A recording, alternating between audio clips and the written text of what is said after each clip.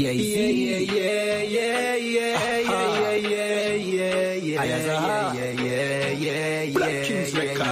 Ever since it's a COVID-19, everybody does a talk about vaccine.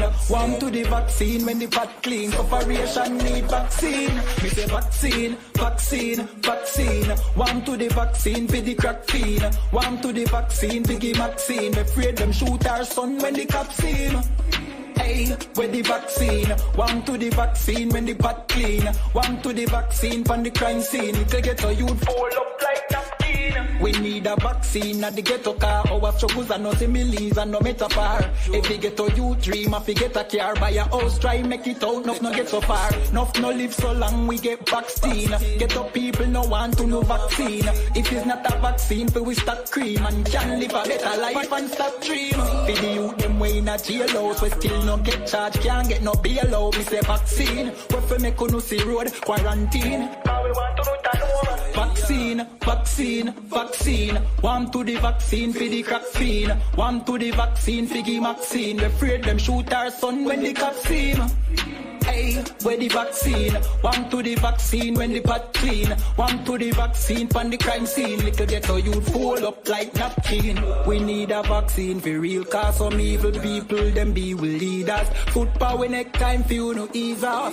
Me no trust Babylon, we need a vaccine. For them stop, deceive the poor and every workplace start. Give people more vaccine, me nah lie, we need the cure. People stop, kick in we door. We need a vaccine for bust the aisle mill, fi cut the piping. Look how long, I'll price drop. But JPS I give we some fuck we like the whole I no fake. Go yeah, yeah, yeah, yeah, yeah, yeah, yeah. Yeah, yeah, yeah, yeah, yeah, yeah, yeah, yeah. Yeah, yeah, yeah, yeah, yeah, yeah, yeah, yeah. Yeah, yeah, yeah, yeah, yeah, yeah, yeah. UPK got the vaccine. Mr. General Yarn have the vaccine. General my man have the vaccine. Big Captain Mashak got the vaccine. Hey, Nayatap got the vaccine. Hey, Abada one got the vaccine. Hey, Akaya got the vaccine. Bakawar got the vaccine. Hey.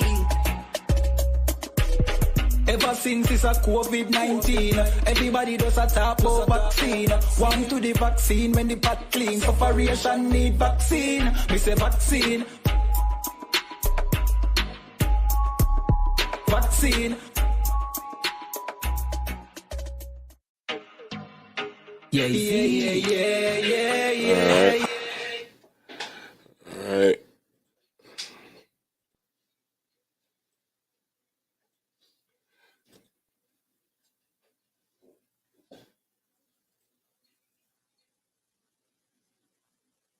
Okay. All right. So let me see. Let me take this off the screen. Here we go. Take this off the screen real quick. All right, y'all can hear me? All right, no sweat. So we're going to go ahead and get started. I want to give a shout out to everybody that's in the room right now. You know, big shouts out to everybody who took the time to dedicate some time to the Lord, man. You know, we call on the Lord when somebody got a gun to your head. We call on the Lord when they give you 2 years in prison. We call on the Lord, when you need, some money. We call on the Lord when you're trying to get the numbers to win the lottery. All of those different things come into play. So what we want to do is we want to make sure that we dedicate some time to the Lord, make sure that we get in here, we stay in here, and then, and we're going to do it like that, right? I mean, it's only a short time out today. We're going to go ahead, bust these scriptures down, and then we're going to be right back. You understand what I'm saying? I'm going to go ahead and play this quick intro. You already know what it is. Get your libations together, get your precept books, and we're going to be right back, man. Make sure if y'all in the Smyrna, Delaware area or any of the surrounding cities down southern Delaware, make sure you get in there with Thashiem and Officer Matazi Allah. You know what I'm saying? They in there every Monday and Wednesday, all right? Every Monday and Wednesday from 7 to 9 p.m., all right? So we're going to go ahead, get in there. So go ahead, get in there, and we're going to get the class started right after this intro.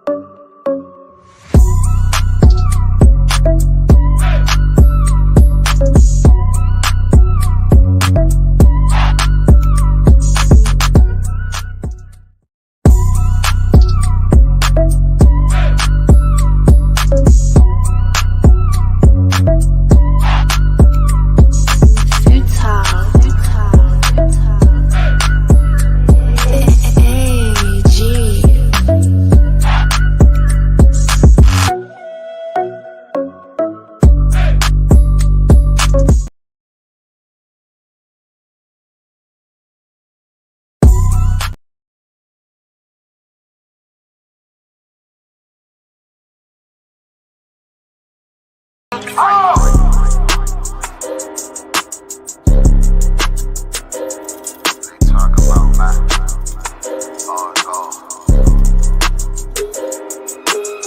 about time, so no curses to our enemies. You can try to run when you're gone, it's your destiny.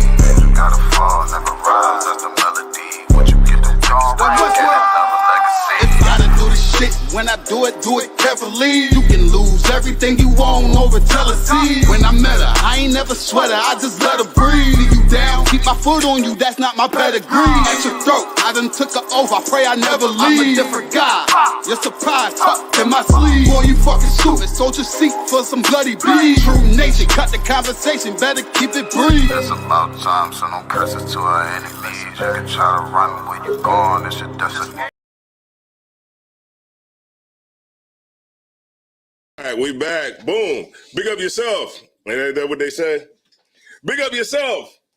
All right, so we here, man. I want to thank everybody who's in the room right now. 21 people, man. That's what's up. Let's go to the comments, give the shouts out before we start, right? So hopefully these names don't ever change. Your Quatazar 1 West 125th. You know what I'm saying? Maria Stevenson, shout out to you, checking in from KC. All right, KC, that's right. It's what? 6 o'clock over there? Your Quar, you know what I'm saying? Shalom. Yahweh Shemal Thumba Shem Yahweh Shah to you, sis. Officer of Wawam. All right, let's get it. Dwayne Davis. All right, Trooper. Yeah, that's right. Keep it up. Keep up the good work. Tamira Hunter. That's right. Checking in from Dallas. What it's like? Got to be what? 5 o'clock over there in Dallas. That's right. Right after work. Just starting Pink. What's going down? Shalom to you, sis. Amawana. All right, checking in from Shreveport, Louisiana. Man, what's going on with Hurricane Chris? Barn Dog. What's going on, Barn Dog? I remember him from the podcast. How to Rob, what's going on to you? Checking in from Dayton, Ohio, man. Everybody checking in a little early. Cause it's like 7 o'clock, a little past 7 over here on the East Coast. The Con Operarium, that's right. No Cowards, New Jersey. All right, that's right. Get in there. Keep up the good work. You know what I'm saying? Officer of 50. All right, let's get it. And Big Main in here. What's going on? Shalom to you. Pittsburgh in the building. We got Houston in the building. All right. Marie. All right. Jamaria. I think that is. Yeah, Jamaria Powell. All right. Checking in from Houston. All right. Let's get it. All right. So appreciate all of y'all checking in. Make sure y'all stay the whole class. I mean, you know, that's what it's here for. You know what I'm saying? We got brothers in the class. We got sisters in the class. So we getting it on today. The first thing I want to do before we get started is I want to open up the class, open up the floor to anybody who might have a question. All right? So the floor is yours. Sir, you have a question in the chat. Mm-hmm. Your Quatazar 1 West 125th Street. Salakia, sir, can I get a breakdown on 1 Corinthians chapter 14, verse 34, Baba Kasha? 14 and 34. 1 Corinthians 14 and 34. Let me get there with you. It sound familiar the way you just said it. What you just said.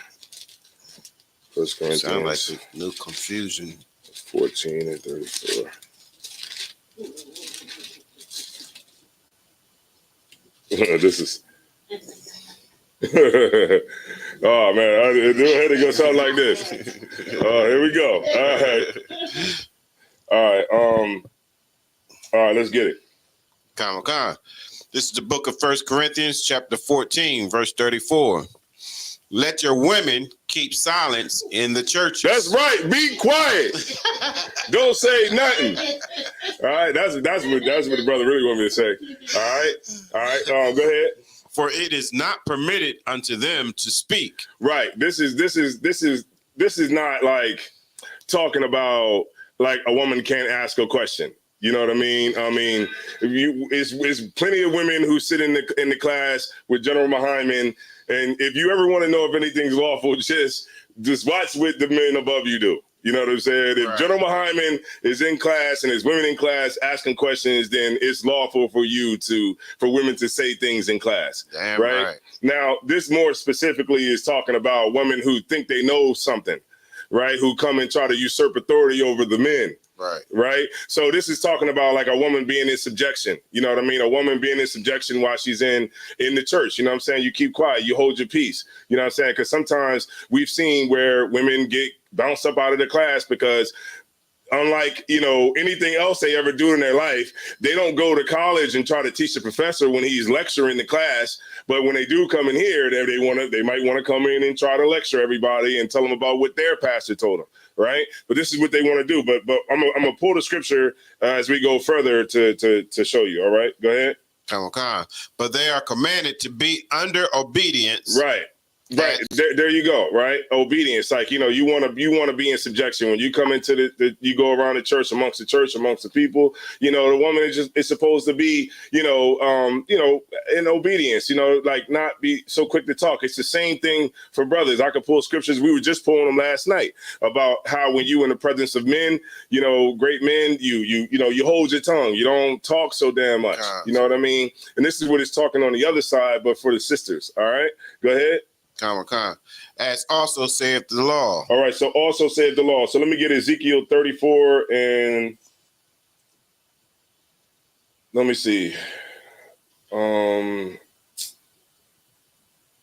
me get Genesis 3 and 16. I'm gonna go there. And let me check this one right here. The Ezekiel 34 and 31. Let me check that real quick. Ezekiel 34, 31. Just bear with me 1 second.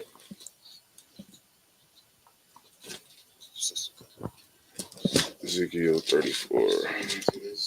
What is that? Yeah. Hold on 1 second. Let me get there with you real quick. Hold on 1 second. I got you. I just want to look at something real quick.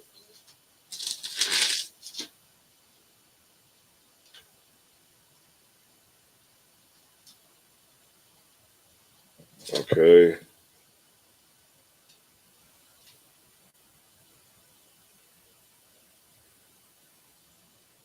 Okay. All right. Yeah, go ahead and get me that the Genesis 3 and 16. But what was your question? Salakia. The First Corinthians 14 and 34. Mm-hmm. I have also used that to show that when it comes to like women trying to be pastors and all of that. Yeah. Okay. I just want to make sure. That's the spirit behind it. Okay. It's not that a woman, right? It's not that a woman can't say anything. Right. We're in class right now. Women are being taught, right? But it's a spirit that the woman has to be in while she's in the church. You get my point? It's not about like a woman got to stay in here and not say a damn thing. That's not the spirit behind it. What he's trying to say here. All right. Go ahead. The book of Genesis, chapter 3, verse 16.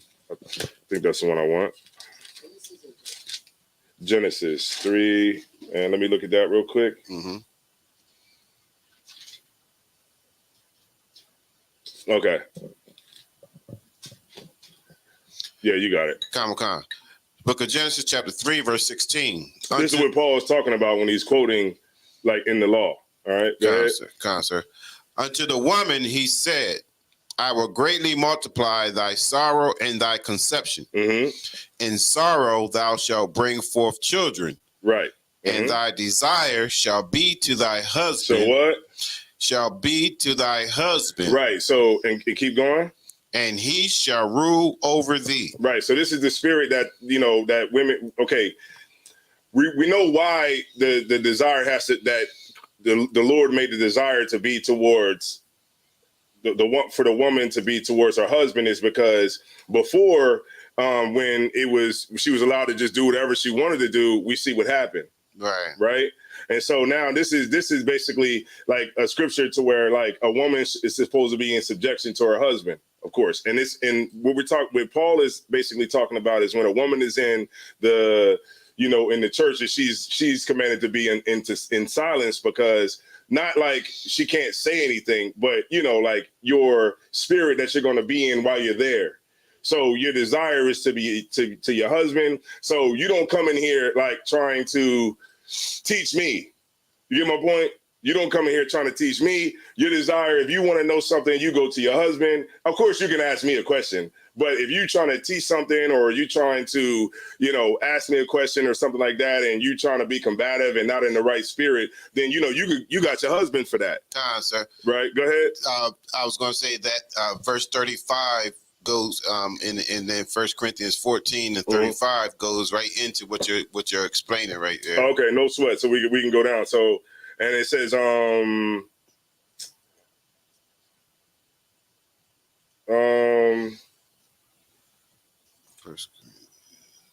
me see. Let me go back. Okay. So with the reason, and the reason that it has to be like that is because, when Eve went out, she went out and she learned from the other nations. She learned the philosophies of the other nations. You could actually look in. It doesn't really say what she learned or whatever, but like you can go in the Wisdom of Solomon. It'll say like I think it was like spiritual fornication. It was like the worshiping of idols was like the thing. So whatever it was, she brought back and she tried to teach it to Adam. Right, because she went off on her own. Now the Lord said, your desire is going to be to your husband. Now you're going to listen to your husband. Now it's Adam's. Adam is going to be her head now. Adam is going to teach her what she needs to know. You know what I mean? You know why so many men are Jehovah's Witnesses? So many men are Jehovah's Witnesses because their women answer the door while they're at work. And then they come home and they let the Jehovah's Witnesses in the house, and they taught your wife everything about how great Charles Russell in the temple is, in the temple hall. And now, the wife got them all jammed up. It's a lot of women that are out there in the world that have their husband jammed up but if their desire was to be to their husband, you know what I mean, then most brothers would have their wife not doing things like that. Right. And then in the truth, we learn that. You want to say something? Nah, all right, no sweat. And so that's the spirit of what Paul is in right here. If you go down to verse 35. Just the book of 1 Corinthians, chapter 14, verse 35. And it says, and if they will learn anything, let them ask their husbands at home. Right. So you go to your husband, man. You learn from your husband. It does not mean that you can't come to class. All right. If sisters are trying to use this as a way to get out, no, you can come to class. It's perfectly fine. You can come to class. You can ask questions in class. You can do all those things that you want in class, but you can't come to class trying to teach the brothers, trying to usurp authority over the teacher. There's plenty of videos out there that show women that tried to come to class and tried to tell you what their pastor told them. And this is what he's talking about right here. You're supposed to be in silence. You know what I mean? You learn, you be in subjection. That's subjection means to submit yourself. Just the same way we submit ourselves. When we come into class, we're submitting ourselves. The brothers don't get in here trying to tell me what they saw on a YouTube video. It's the same for you too, right? The spirit you want to be in is the spirit of subjection, right? If you want to argue, then go home and argue with your husband, and he'll argue it out with you, right? Don't argue it out with me, all right? Go home, argue it out with your husband, and then you come back after he got you right, and then you come in and you keep continuing to learn. But when it comes to you coming in here trying to be in a spirit that's unbecoming of a sister that's in the truth, then you're wrong for that. All right. Let me see. I just want to see this one real quick. Yep. That's definitely the door. Ezekiel 34, I think. Oh man, it's locked here. Yeah, that is the door.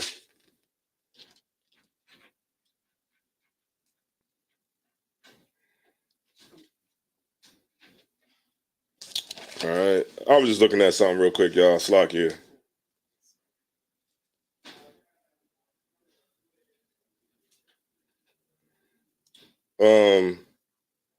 Brother, can you read 32? Yes. Verse 32? No, 1 Corinthians 14 and 32. Yes.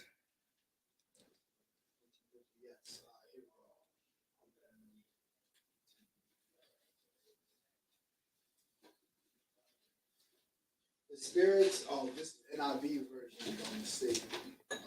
Oh, you got the NIV? Yeah. Oh no! Let's get this brother. Hey, somebody get that NIV and throw it in the trash. Throw it in the trash. Somebody get this brother a Bible, man. Somebody get this brother a Bible. I had this one. This brother got an NIV, Salakia. No, this is. Yeah, you could get rid of that. I will. I'll grab you one. I'll grab you one myself. I gave him one. Okay. I gave him one to keep. No sweat, no sweat. All right, so but you if you could read it, Mataziala, what's going on, brother? Good to see you. 1 Corinthians 14 and 32. Okay. We're gonna come down a little bit, all right? 14 and 32. What's going on, Parba? Chuba Klum checking in from Camden. All right.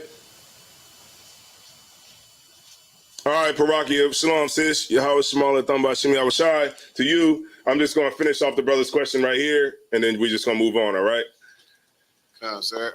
Book of 1 Corinthians, chapter 14, verse 32. Mm-hmm.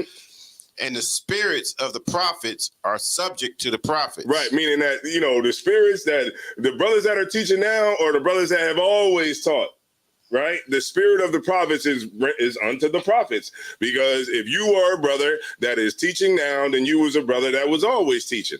Right now, if you was a sister that looked out for the brothers and a sister that gave her arms to the brothers and kept up with the brothers, then you was a sister that was always doing those things. Right. If you was a brother who raised up schools, then you was a brother that was always raising up schools. But in this particular thing, it's about the rendered unto the prophets. Right. So the spirit of the prophet. So if you got that spirit of a brother that's a prophet, right, then you've always had that spirit. Right. That spirit is subject unto you. Right. Keep going. Verse 33, for God is not the author of confusion, but of peace, as in all churches of the saints. Right, that's what the Lord wants. The Lord wants peace. When we come in here, we here to learn, we here to shed ourselves of the world, right? So when a sister comes in here, she's in here to do the same damn thing. She's not in here to, of course, we can battle you. Right, we can do that. If we can engage in that. But when a sister comes into the understanding of that she's not supposed to be doing those things, we're going to read into then she's supposed to change. But we're going to read a little bit more on it. Go ahead. Verse 34. Let your women keep silence in the churches, for it is not permitted unto them to speak. But they are commanded to be under obedience. Right, because remember we read in Genesis 3 and 16 when it said that the woman, her desire shall be to her husband. Right, she's supposed to be in obedience. Right, so if your rib is in here, going crazy in class, then she's not being obedient to her husband. Right, she's not being obedient to him. Right, keep going. As also saith the law. Verse 35. And if they will learn anything, let them ask their husbands at home. Right. So, if you got an issue with something, don't take it out on me. Go home to your husband. But if you don't have a husband, then of course the school, you go to the school. You know what I mean? But if you got a husband at home and say he's officer so and so or captain so and so, then I'm not going to be arguing with you here in class. Right. You keep silence. You know what I mean? You keep silence. If you got an issue with something, you ask it in a proper manner, becoming of a sister that's under obedience, right? But if you got an issue or something like that, then you take it home and you learn it from your husband. All right. All right. There we go. I think that pretty much kind of got it. All right. Wait, we got a brother from Newcastle. Oh, that's Aitzerah. I thought we had somebody new in the building.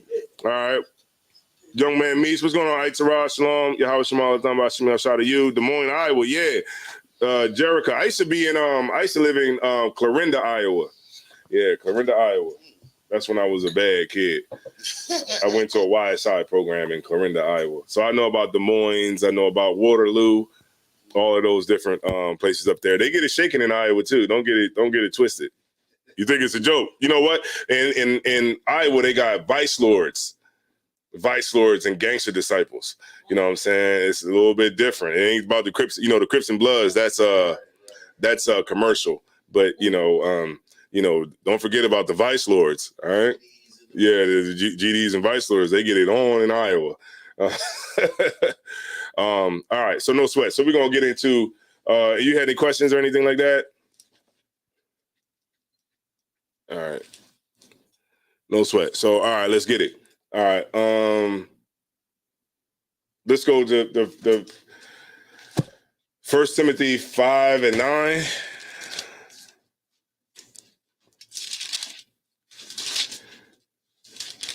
What does it sound like when it says? All right, we'll read it real quick. Slakia.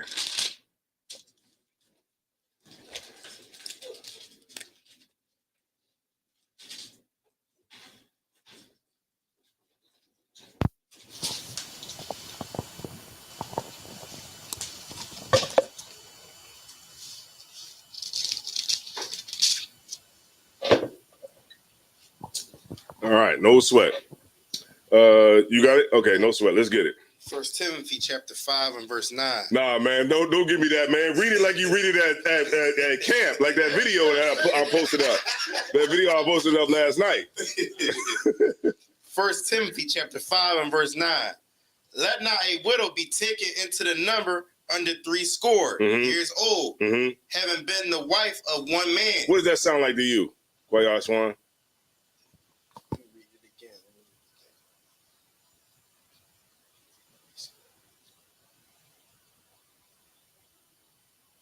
I'm not sure what 80 is, but is it talking about her age? Like at a certain age, you can't marry, you can't have like relation with a woman. So old women can't get they old women can't get no man. Not old women, but like young. I think it's young. So I'm not sure what 80 is. But yeah. Go here. You had your hand up. I'm gonna come to you too. Salakia, the 80, that would be 30. Not quite, but go ahead. But it does kind of sound like they saying that a woman of middle age shouldn't be remarried or married again. Right, and this is why we going over the class tonight. This is why, you know what I mean? Like, people ask me these questions and it's like, okay, well, let me go ahead and go into it. Go ahead. Yes, sir. A score is 20 years, so 3 scores 60 years. Correct? Right, exactly. So we're gonna break it down. All right. So it says, let not a woman be taken unto the number under 80 years old, right? Having been the wife of one man. Right. So she's the wife of, it's breaking down the criteria. All right. So let me go to 1 Timothy. Let me see where I want to go.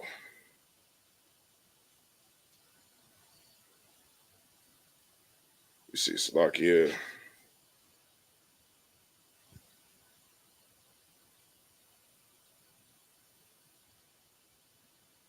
Okay. All right, so I'll give you a little backdrop. All right, so you know who Timothy is?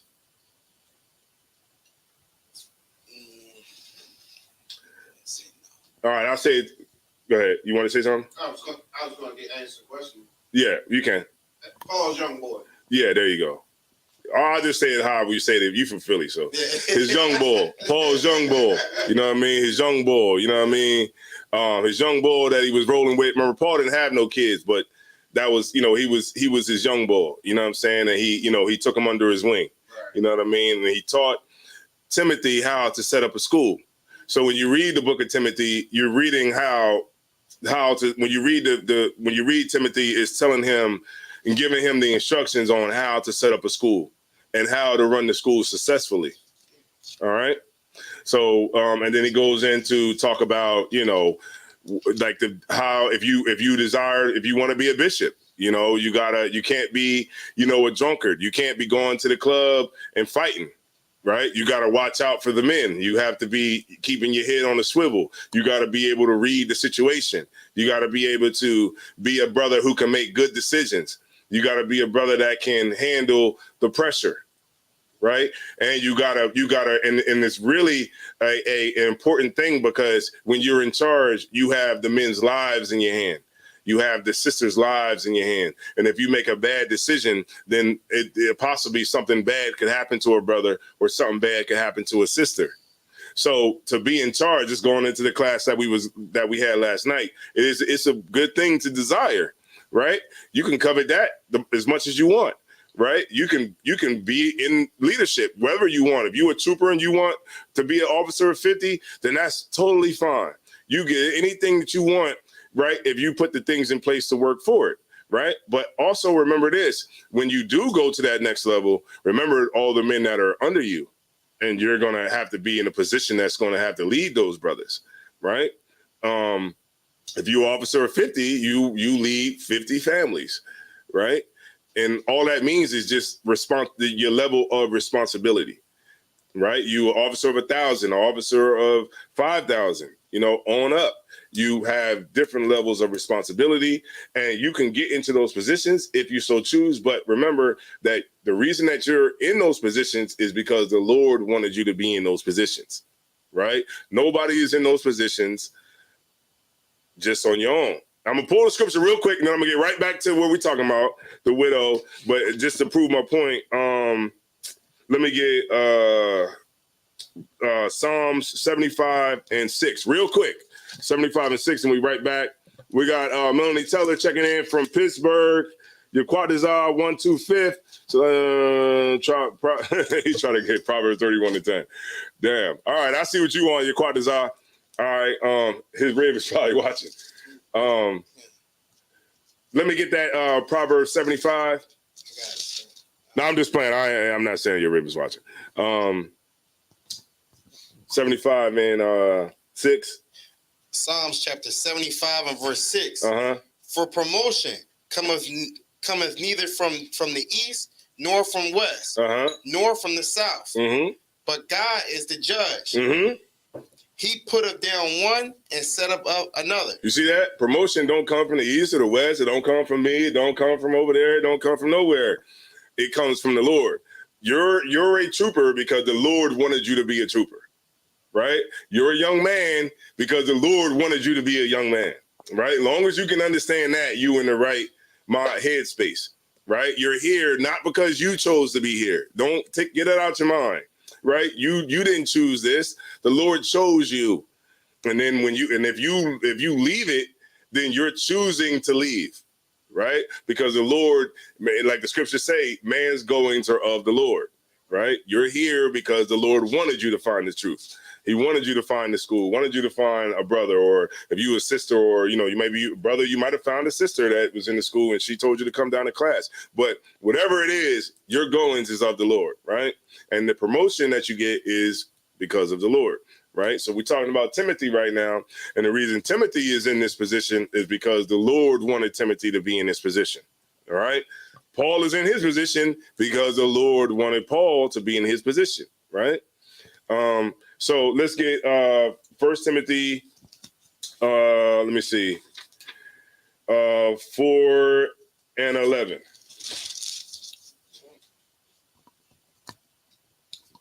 1 Timothy chapter 4 and verse 11. Hold on, let me see. No, read 4. No, I'm sorry. My bad, y'all. Let me get 1 Timothy 5 and 9 again.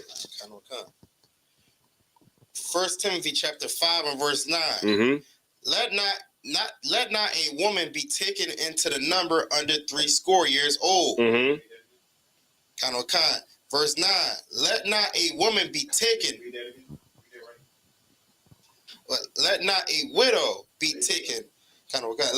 Let not a widow be taken into the number under 80 years old, having been the wife of one man. Right. So let's go to where that was said. Anybody know where that was said?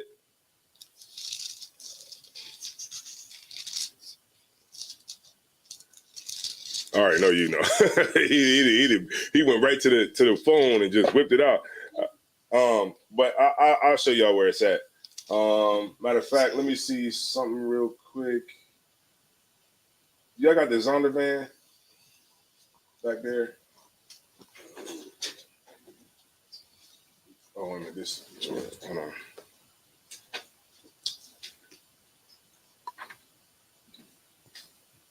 I got one. Okay.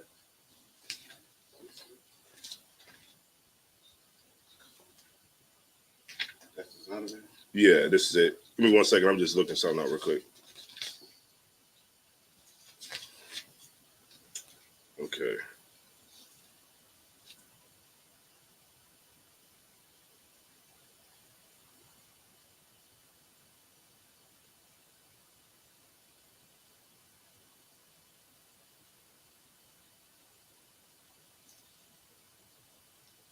All right, here we go. Okay, go ahead. Let me get Acts 6:1.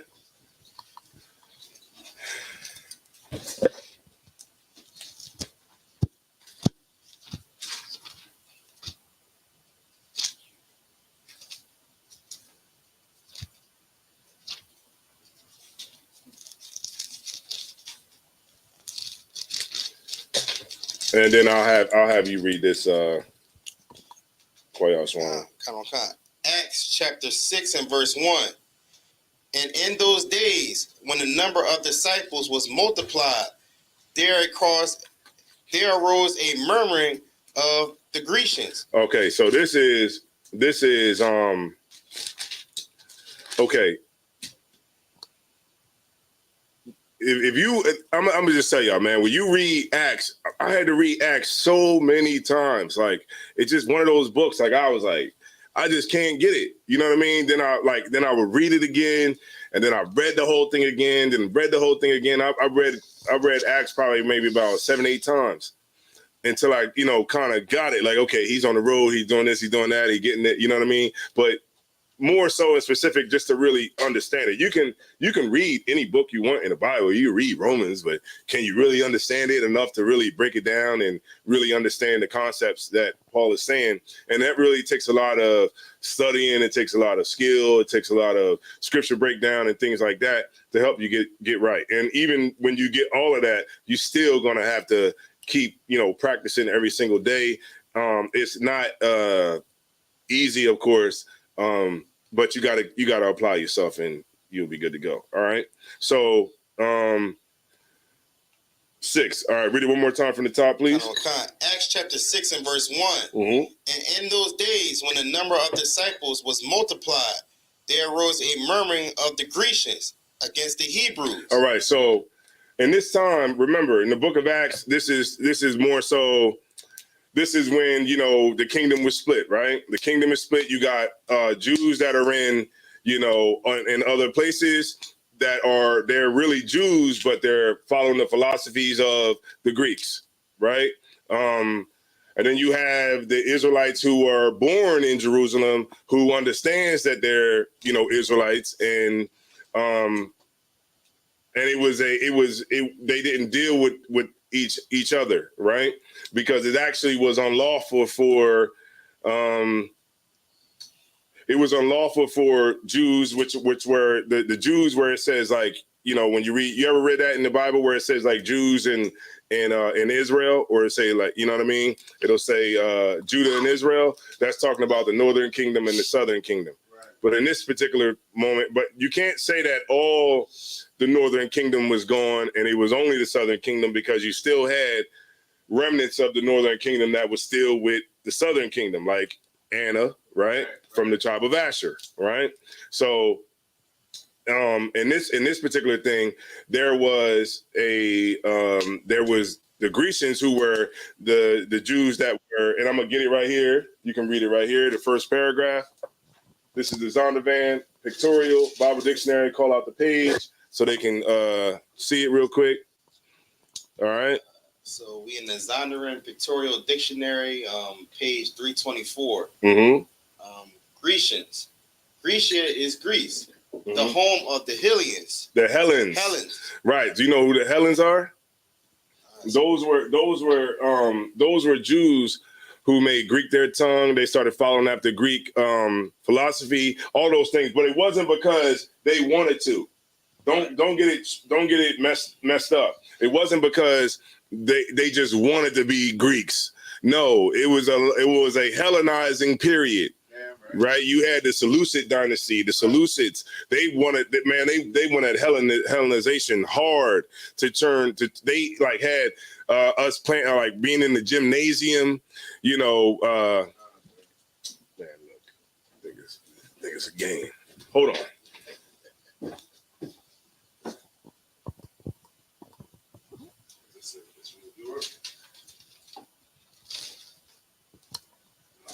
Which one I want? Is this it?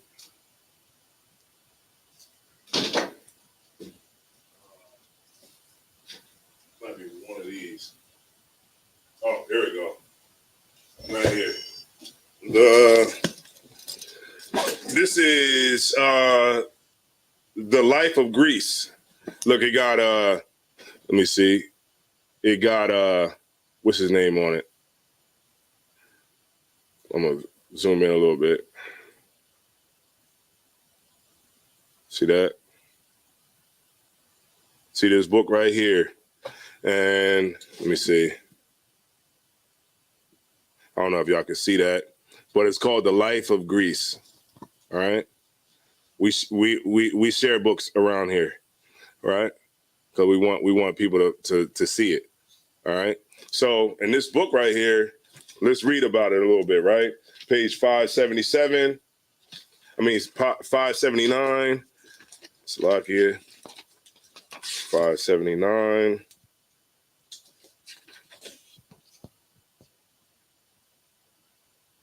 Okay, so this talks about, you know, the history of Judea and the Hellenistic age. During Hellenistic age turns into two conflicts, and so basically this is going into the Hellenization period. But before I pull this, right, I just want to finish what I had right there with you so that we can read it, right, so we can get context on Acts the 6th chapter, right, when it says that the Grecians came against the Hebrews, right, to prove who these Grecians were in this scripture right here. But go ahead.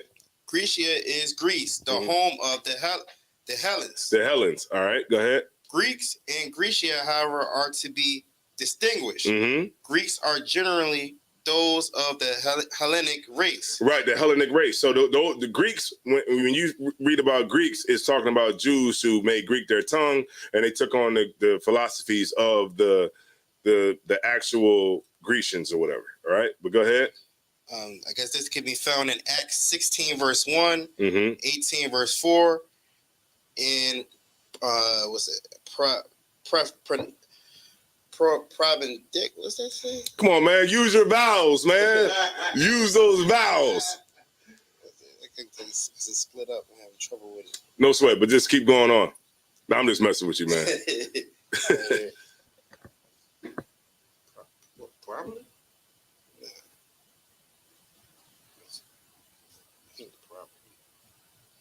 See, you know what I mean? Look, when I was younger, man, we had to read in Rainbow, man. I'm just messing with you. Oh, snap. I'm skipping ahead. I'm tripping. Nah, you got it, man. You got it. Go ahead, take your time, man. It's all good. Probably John 12 and 20. Mm-hmm. But the word may be used to indicate non-Jews, foreigners, and aliens. Mm-hmm. Romans verse 1. And the dispersion. I guess that's it, sir. But get to go ahead and finish it up. Grecians were Greek-speaking Jews. See that? Say it one more time. Grecians were Greek-speaking Jews. One more time. Grecians were Greek-speaking Jews. Right there. You see that? So a lot of times people will read that verse and they'll be like, well, it was white people coming at black people. But in this particular situation, it was the Grecians were Jews who said, read that line one more time. Grecians were Greek-speaking Jews. See that?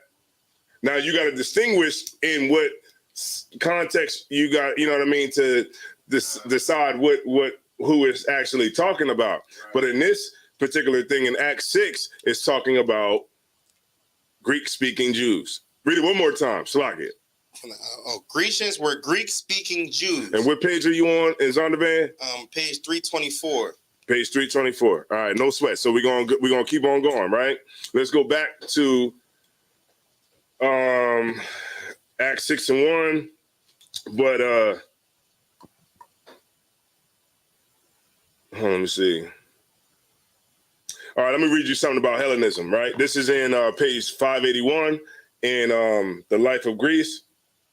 It says, Hellenism devoted to science and philosophy, art and literature, beauty and pleasure, song and dance, drinking and fat and feasting, athletics and courtesans and handsome boys, along with gay sophistication that questioned all morals and an urbane skepticism that undermined all supernatural belief. How could Jewish youth resist these invitations to delight? This easy liberation from 1,000 irksome restraints. They're talking about the commandments, right? And it says young rich among the Jews began to laugh at the priests as money grubbers, like we do now, right? And at their pious followers as fools who allowed old age to come upon them without having ever known the pleasures, luxuries, and subtleties of life. Ain't that what it is today? Don't the youth look at pastors like y'all stupid, right. And then the people that follow them, they like y'all follow TD Jakes, y'all dumb. Why would y'all follow that when y'all could follow? Man, we going to the club and we getting lit. We just might have sex with a tranny, or we might do this or we might do that, and we indulging in our lust. We pop pills, we getting on the Molly, we getting on the fentanyl, right? And this is the same way the youth looked at the back then in the time of the Greeks. They're like, what are we sitting here following all these laws for when we can just go have fun and turn up with the Greeks, right? The same way it is today. Take your mind out of ancient and just think today, right? All right? So it says, okay, substantive life. Rich Jews were also won over, for they could afford to yield to temptation. Ain't that like it is today? The niggas who got money can always afford to yield because they actually are benefiting off of the oppressor being in power. Right. So why would they want it to change? Go ahead. If I may, sir, that's like damn near the whole of Hollywood and all your entertainers, all your sports figures, everybody that they put and promote, they ultimately have to succumb to these devils' evil schemes and desires. That's and right. All that other stuff that they have to do in order to be accepted and propel their career, as you would say. That's right. He on it tonight. He was off for a week. He got all the fresh ideas. That's what I'm talking about, man. That's what happens when you get some rest. It said, great point. It said rich Jews were also won over, for they could afford to yield to temptation. Right. This talking about the Hellenization period during the time of the Greeks, when we forsook the Most High and his laws, and we took on the laws of the Greeks, and we took on the custom of the Greeks. The same way we are here in America, we forsook the law of the Lord, and we took on the customs of America. Right. Christmas, Valentine's Day, Easter, Thanksgiving, Christmas, right? St. Patrick's Day, which is crazy to me. St. Patrick's Day, National Donut Day, National Grandparents' Day, National Daughters' Day, National Sons' Day, National Wives' Day, National Tea Day, National Coffee Day, right? National No Pants Day, which is crazy, right? But this is what we go ahead. And new one is as of June 12th. The gay girls got going on the National Ladies Stand Day.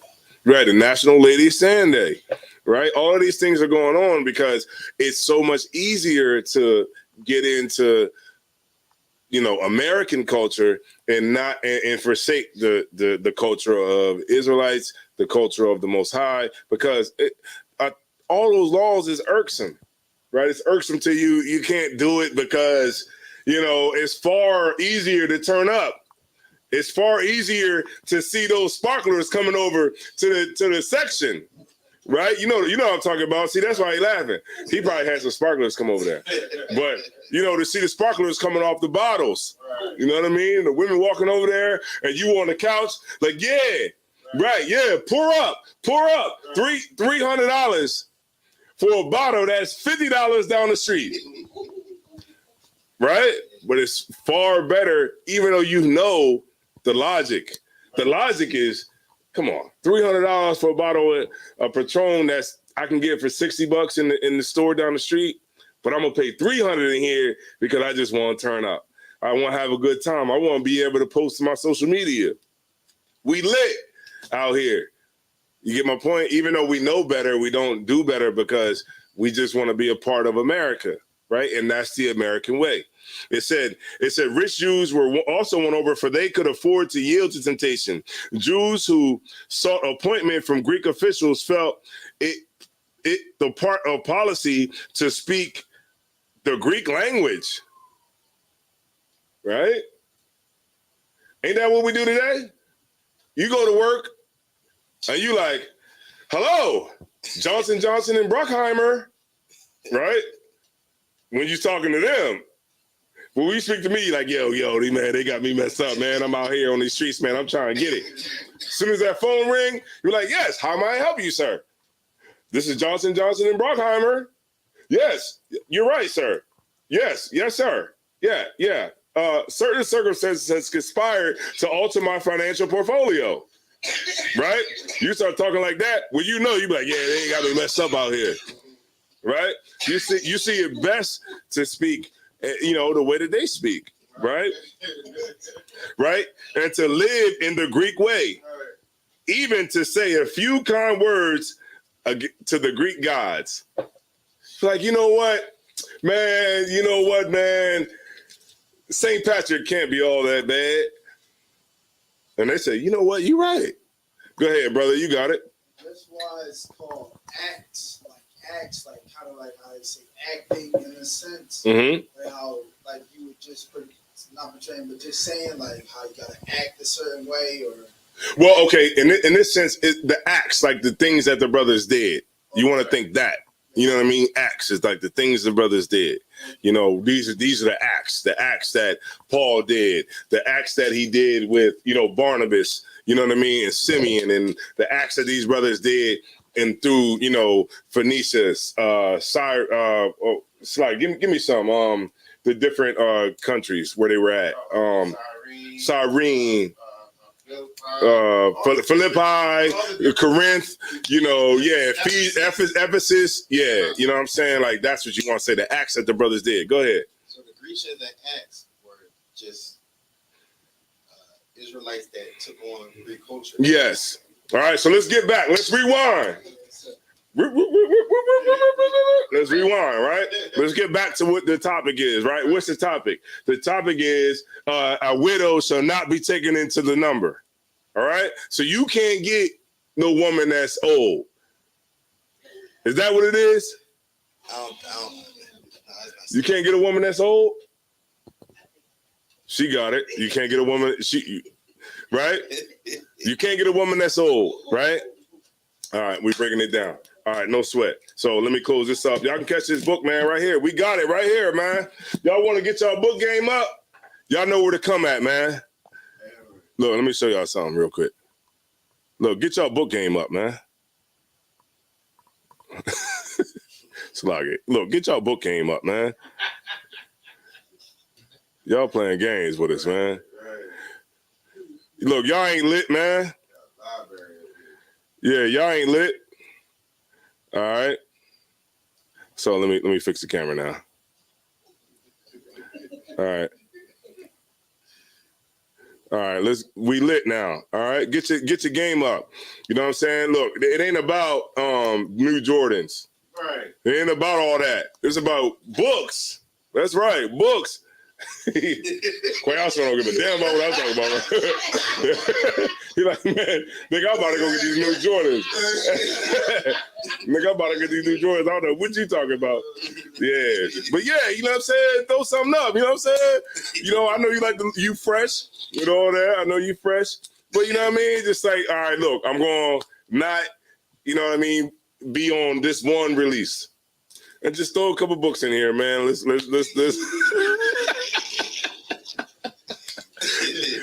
all right, no sweat.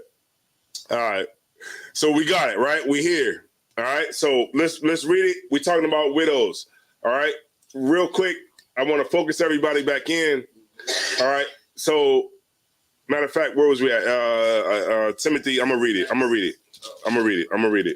Timothy 5:9. I'm gonna read that to focus everybody back in. 1 Timothy 5:9. Let not a widow be taken into the number under 80 years old, having been the wife of one man. All right. Now let's go back and let's find out what he was talking about. All right. Let's get it. Acts chapter 6 and verse 1. And in those days, when a number of disciples was multiplied, there arose a murmuring of the Grecians against the Hebrews. Right. So you know what a murmuring is?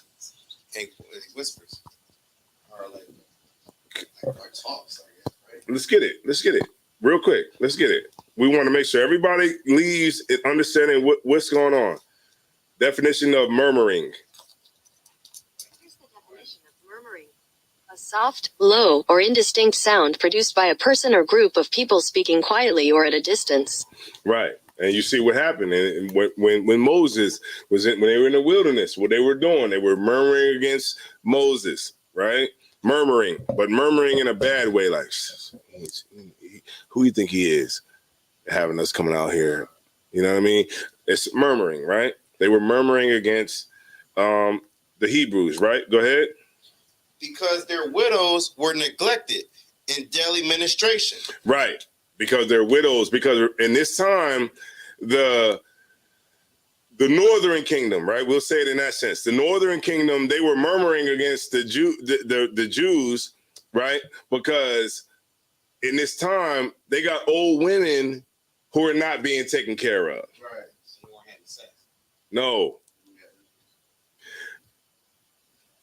When you get old today, what is it called? No, not senior citizen. What is it called when you get taken care of when you're old? Elderly? No. Social Security. Right? Social Security. So so they're saying y'all are talking all this and that. Y'all ain't taking care of these old women that's over here. You know what I mean? These widows that's old and and they need money. Right. Y'all ain't taking care of them, right? So we're gonna read into to get you the understanding on what was going on here, right? And this is why he's saying, don't let a widow under 80 be taken into the number. All right. So let's go back to 1 Timothy 5:9.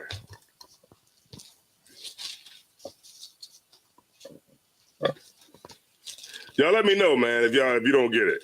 Don't say you got it, and then we get in the class. The brother say we salute out, and then you like, I don't get it. Just let me know now. 1 Timothy 5:9. So now we know what's going on here. We went back to Acts 6:1, and it said that they were murmuring against the Hebrews because we wasn't taking care of their widows, right? And now we're gonna read 5:9 again, but we're gonna go down a little bit further. And you got it whenever you're ready. 1 Timothy chapter, you're going down to 9? Mm-hmm. Start at 9, we're gonna go down to 11. Okay, we're starting at 1 Timothy chapter 5 and verse 9. Let not a widow be taken into the number. Let not a widow be taken into the number under 80 years old. Right. So 80. A score is 20 years old. A score is 20. So 20, 40, 60. All right. So let not a widow be taken into the number under 80 years old. Today, when can you get Social Security? 65, I think. Right. Can I get Social Security at 30? You get my point? What are we talking about right now? I'm still trying to tie it together. Nah, think Israel. Think government. Dang, so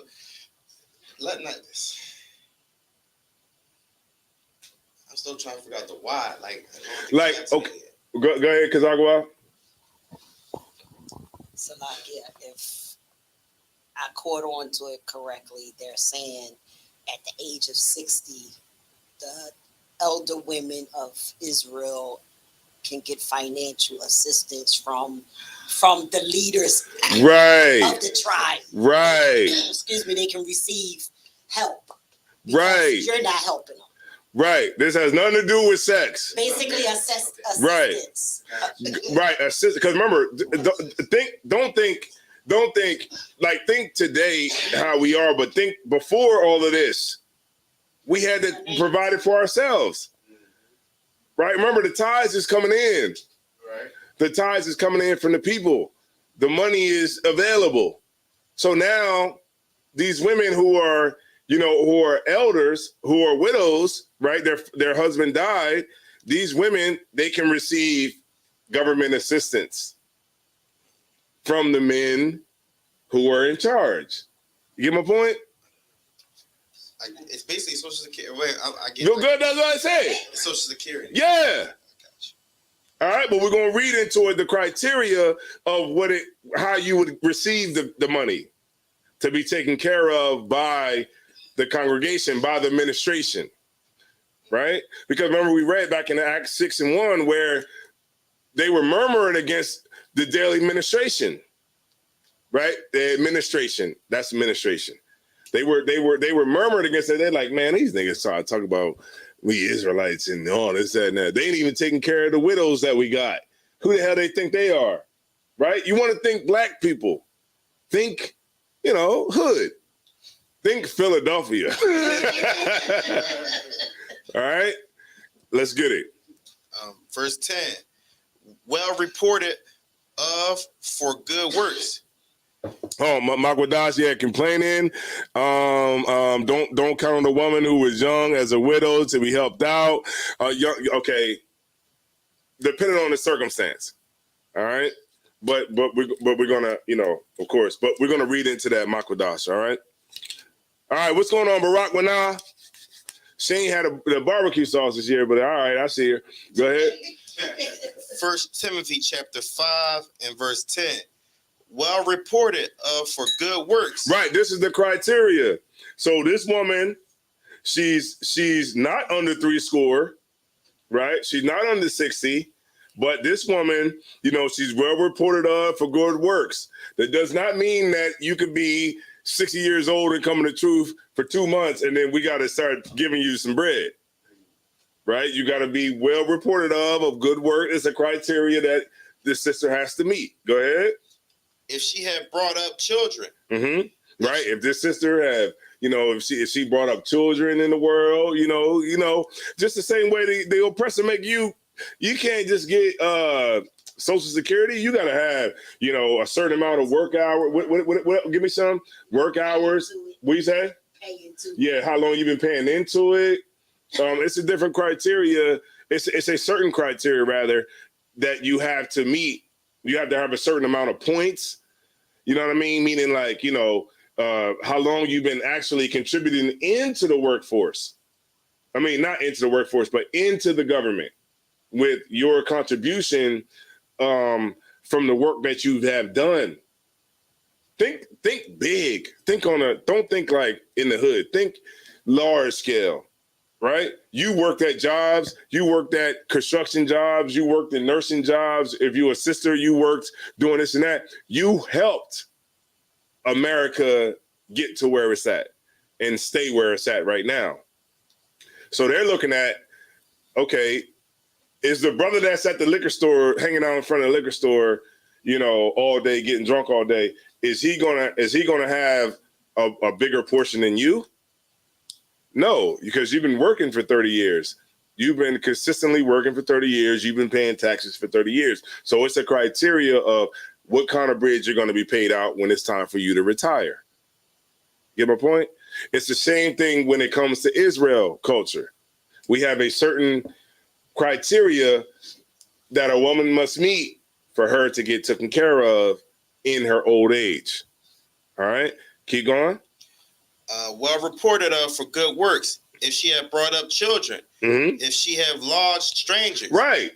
So a sister like, y'all can stay here with me.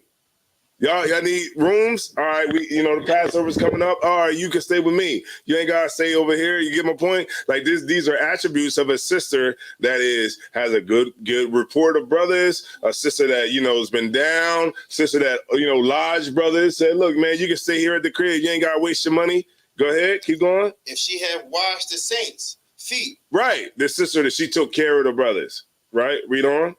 If she had revived the afflicted. She had, relieved the afflicted. If she had relieved the afflicted, if she had diligently followed every good work. Right. So this is the widow, man. This is the criteria of how a woman, is like, man, look, this sister's a good sister. You know what I mean? And she deserves this money. You get my point? She a widow. Her husband is not here anymore.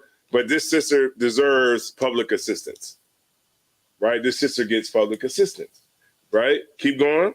Verse 11. But the younger widow. Hold on. Say it one more time. But the younger widow. Yeah, you young bros.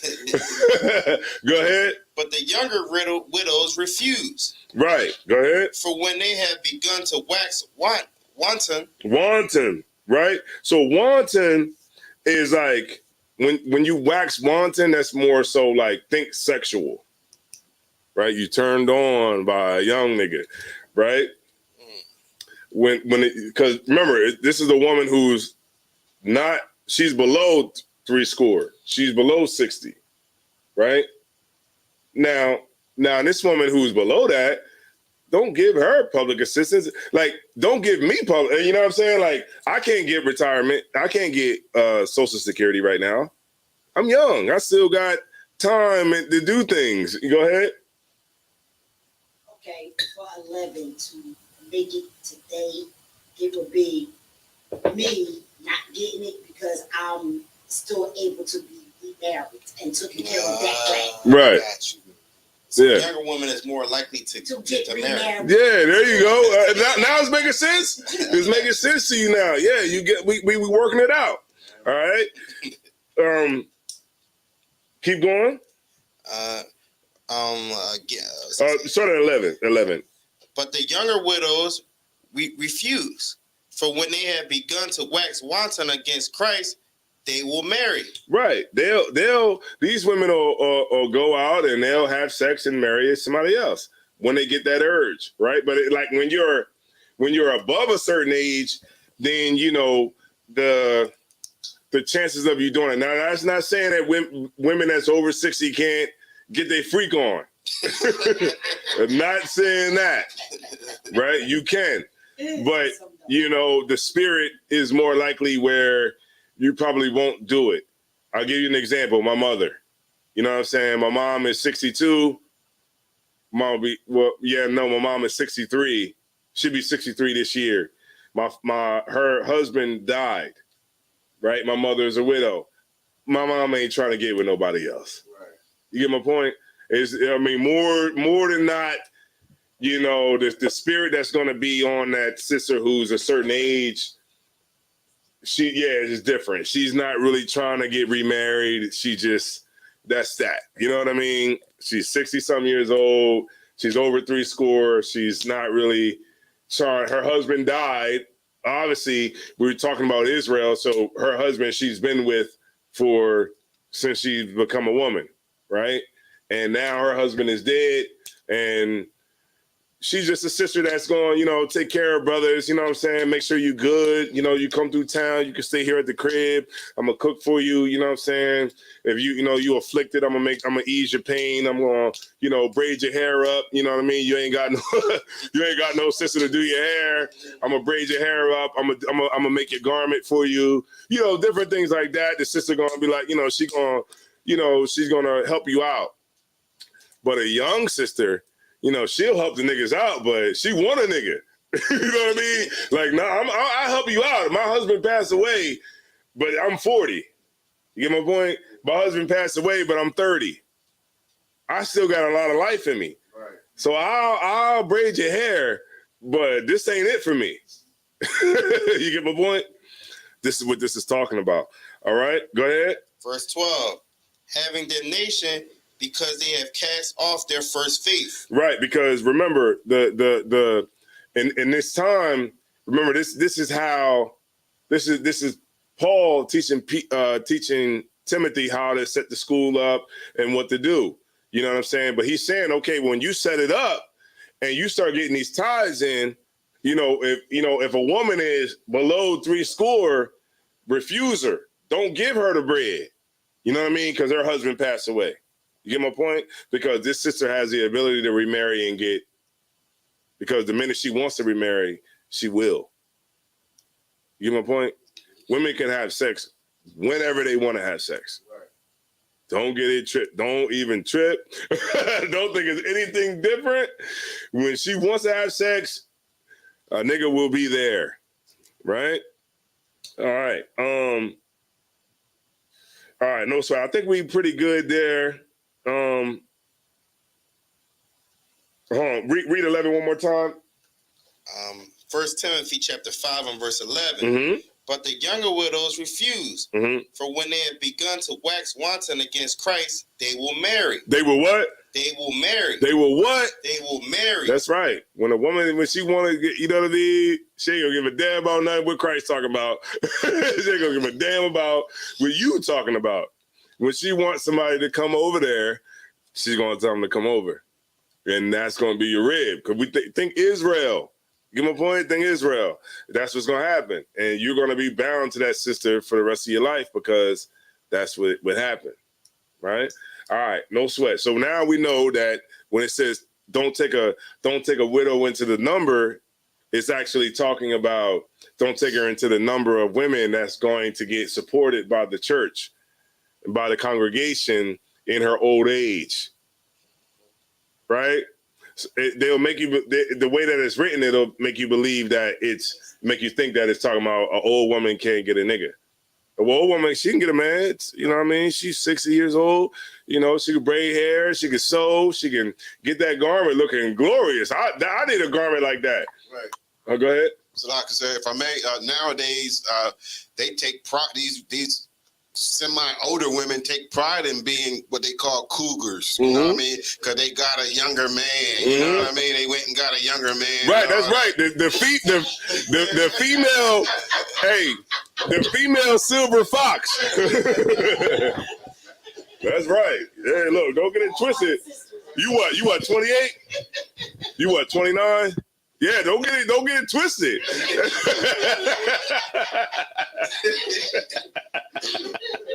That's right. Don't get it twisted. Yeah, you think it's a game. You be up there like, yeah, man, she my wife, man. I love her, man. All right. So let's get 2 Maccabees 3 and 10. And I was reading this today, 2 Maccabees 3 and 10, and I saw this right here we were talking about, and I was actually talking to Mataziala before the camera came on about reading 2 Maccabees, and this is what I've seen. You can give it to him. Yeah, you can have it. You can have it. Yes, that is yours. Yeah, you can have it. You can have the apocrypha too. We're gonna get more. All right. 2 Maccabees 3 and 10. You got that on the blue letter, Mataziala? I got it, but it's not on the blue letter, but I do have it. Okay, no sweat.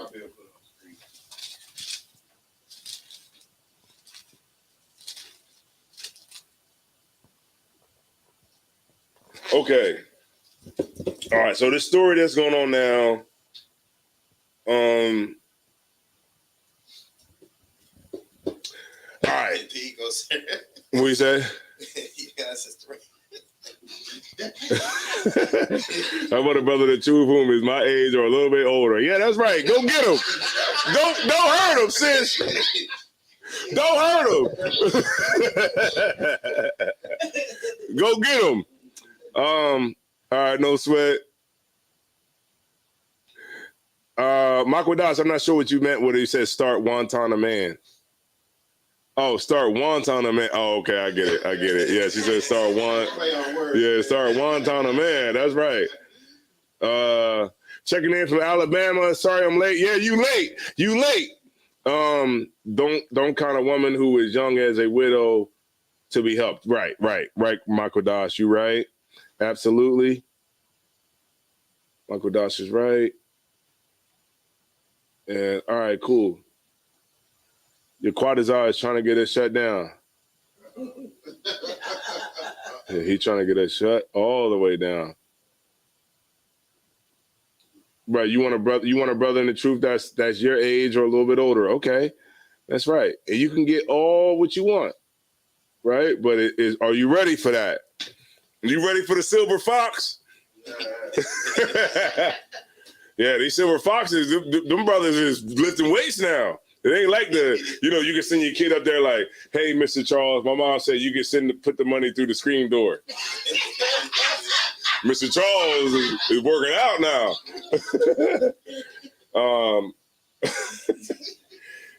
Okay, so you there? Okay. Let's read a little bit of context real quick, and I'm gonna end it out here. Second Maccabees chapter 3 and verse 10. 1. First Maccabees. Yeah, I'm gonna skip you around real quick. I'm not gonna go through the whole story. I'm gonna skip you around, leading down to verse 10. All right, so just rock with me, and then we're gonna get down there. We're gonna skip there real quick. Yeah, 1 and 10, or no? For the second Maccabees 3 and 1. 3 and 1. Yeah, we're gonna go down to 10. All right, and this is gonna bring me all the way home, and then that's gonna be it. All right. Second Maccabees chapter 3 and verse 1. Mm-hmm. Now, when the holy city was inhabited with all peace, and the laws were kept very well because of the godliness of Onias, the high priest. Right. So Onias, the high priest at the time, everybody's, we're still in captivity, but we're keeping the laws of God, and we're on the right track. Right. Go ahead. And his hatred of wickedness. Mm-hmm.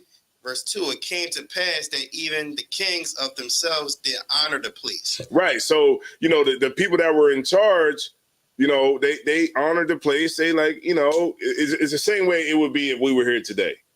Right? They'd be like, damn, niggas ain't killing themselves. They ain't killing each other. These some upstanding people, you know what I mean? Of course, we're still in the captivity, but we're still handling ourselves in a better way. And we're creating a space for the Lord to deliver us from the captivity.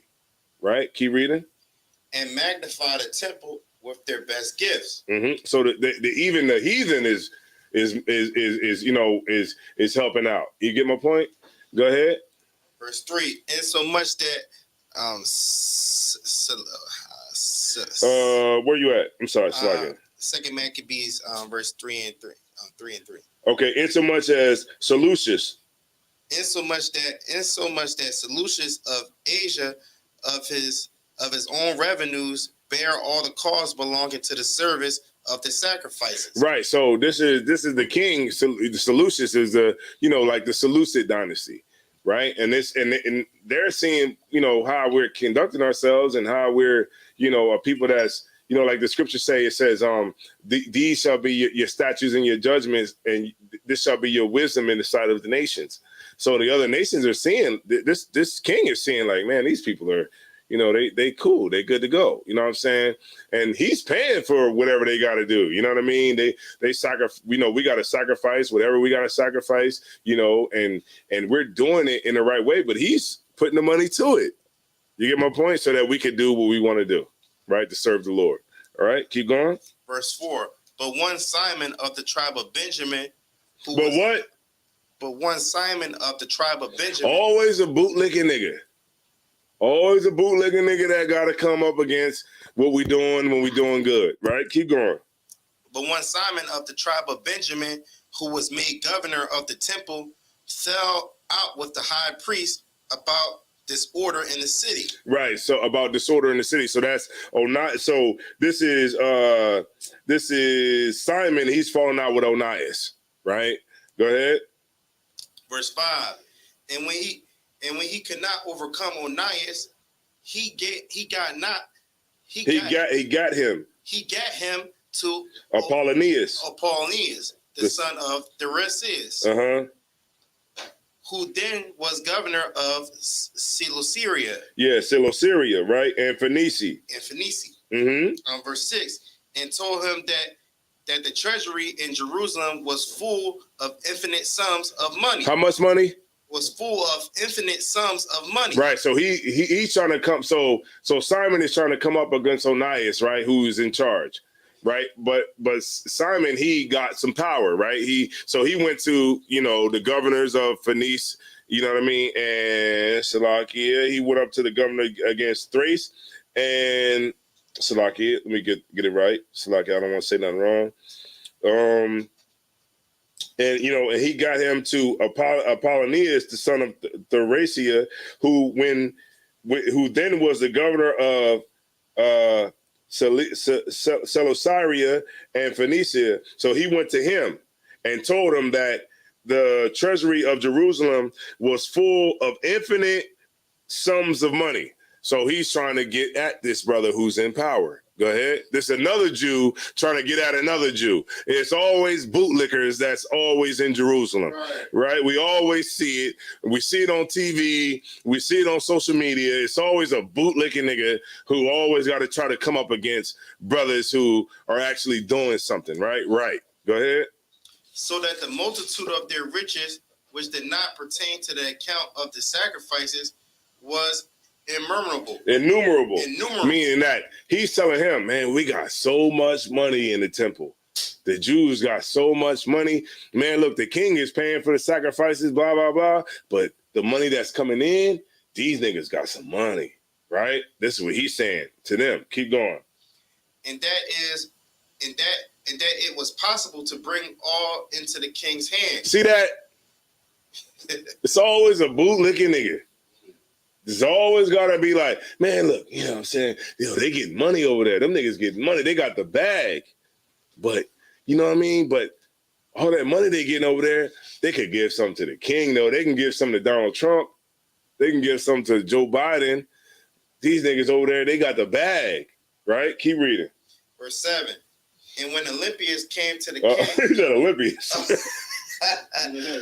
Apollonius. And when Apollonius came to the king, and he showed him the money whereof he was told, the king chose out Heliodorus.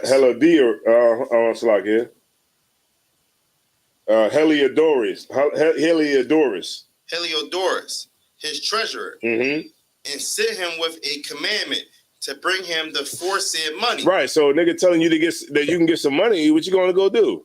Let's go get it. Let's go get that bread. So he sent his treasurer out to go get the money and bring it back home. All right. Because remember, he's the king at the time, right? That's ruling over Israel at the time. Remember, it was times where, when we still could conduct ourselves as Israel, but we were still under rule. You get my point? It's the same thing that happened in Rome, same thing that happened in Greece, right? Same thing that happened now. Same thing that's happening now. Like, we're still able to keep the Passover. We're still able to keep our feast days. Right. We're still able to do those things. But if America says, we need more taxes, what you going to do? We'll pay them. We need more, money coming in. 501c3 is done. Every bit of money that comes in there from somebody, paying tithes or donating any kind of money, we want half. You get my point? So just think now, but think back then.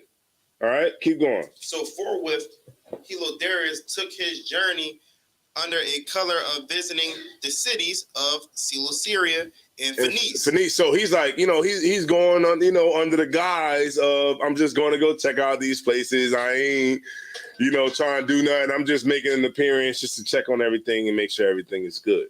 Go ahead. But indeed to fulfill the king's purpose. Right. That's what he was there for. He was there to check on his bread that he was hearing about from Simon. Go ahead. Verse 9. And when he came, and when he was to come to Jerusalem and had been courteously receive of the high priest of the city. Right, which is Salaki Onias. He told him what intelligence was given of the money, and declared whereof he came, and asked if these things were so indeed. Verse 10, then the high priest told him that there was such money laid up for relief of the widows. Say that one more time. Then the high priest told him that there was such money laid up for the relief of the widows. Say it one more time. Of the widows. Of the what? Of the widows. See that? That's brought it all together what we was talking about. Right. It was the money that was laid up. It was for the widows. Why would it be for the widows? Because if they were over 70, right? And they were a widow of a husband, right? Then they would be able to receive the money. Right. So this money that this brother Simon is talking about, this money is actually for the widows to take care of them, because they're the widow, they're widows, and the money that we take for the fatherless. Keep going. Read it one more time from 10, the beginning of 10. First, then the high priest told him that there was such money laid up for the relief of the widows and fatherless children. See that? Now, I'm not going to go into the rest of it, but I think that's a good place to really just end it. You know what I mean? But that right there showed that what we've been talking about the whole night. Right. The widows, the money that we put up, that we got from the tithes, the tithing, which niggas talk about, tithes is corn. Well, bring that in here too. We can give it to the widows. You think it's black eyed peas? Bring the black eyed peas in. We'll give it to the widows, right? Whatever you think it is, bring it in. We'll give it to the widows and the fatherless, right? That's the way we could deal with it now, right? Bring the bread in. The bread that they had, that's how they would take care of the sisters who were old sisters, the older sisters, right? The sisters that were there for the brothers, the sisters that opened up their homes, the sisters that, sold those garments so that brothers would look glorious for the Passover. Right. Those sisters that braided brothers' hair so they look glorious for their high holy days. The sisters that gave their substance and came and brought some food in here. Right? For those sisters, you know what I'm saying? When they got to a certain age and their husband died, now these sisters don't have the support that they used to have. And then that's where the money would go to them. They would get a certain amount of money that would keep them afloat. The fatherless, right? The men who died, like in war. You get my point? We would use the money, the priest would use the money to take care of the wives who husband died in war, getting everybody free. It's the same thing today, the GI Bill, right? Y'all know about that, right? The GI Bill. When a brother goes over to war and he dies, his wife gets the benefits from the government. Think that, but think Israel. Right. Think government. You know what I mean? I know we've been in slavery a long time, and I know these concepts seems like far-fetched, and they seem so out of your ability to fathom them. But we have had these things set up. We've had government set up. We've had, welfare set up. We've had Social Security set up. We've had all of these things set up just like you see it today. It just got stripped from us through generations and generations of our, identity being taken from us. So now we see the oppressor and we think this is something new. This is something he thought of. But reality is that we've always thought of this and we've always had it in play. All right. So with that being said, man, you know what I mean? Any more questions? Y'all good? All right, we're going to take it out, man. We're going to bring up Officer Mataza Ya'ala to end out the class.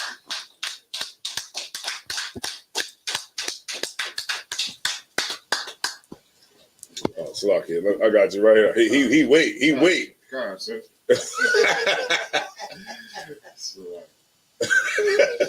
Salaki. There you go. ISUPK security announcements. Rules for new brothers and sisters.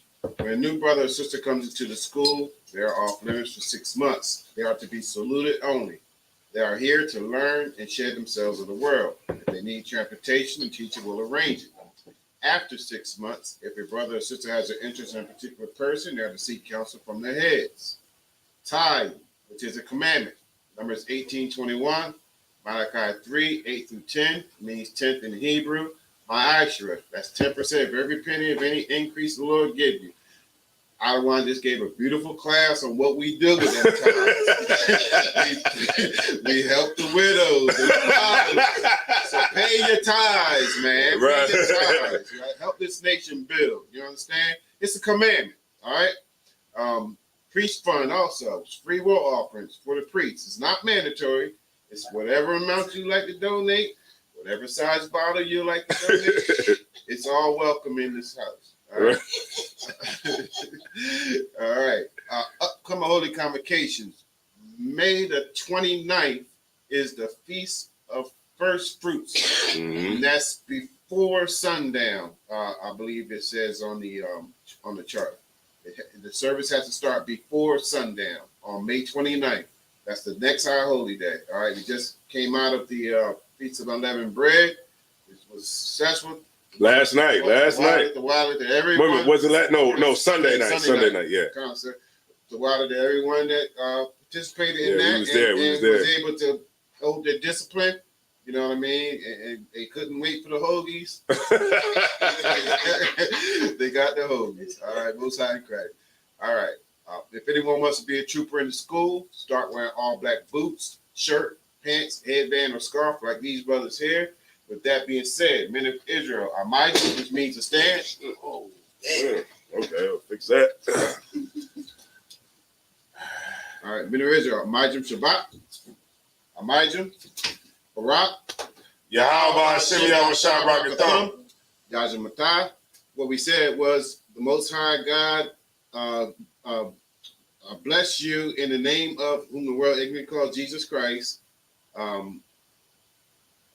Most High in the name of Christ bless you. In the name of Christ bless you. Yeah. Sar, which means the turn. Sisters of Amijim. We'll get the sisters of courtesy salute. Men of Israel, Amijim Shabbat, Amijim, Barak. Yahweh Shemar Alatham Ba'Hashem Yahweh Shai. Yahweh Shemar Alatham Ba'Hashem Yahweh Shai. What we said was, Most High God, watch over you in the name of Yahweh Shai, where we call Jesus Christ. Yajim Matah means hands down. Class dismissed.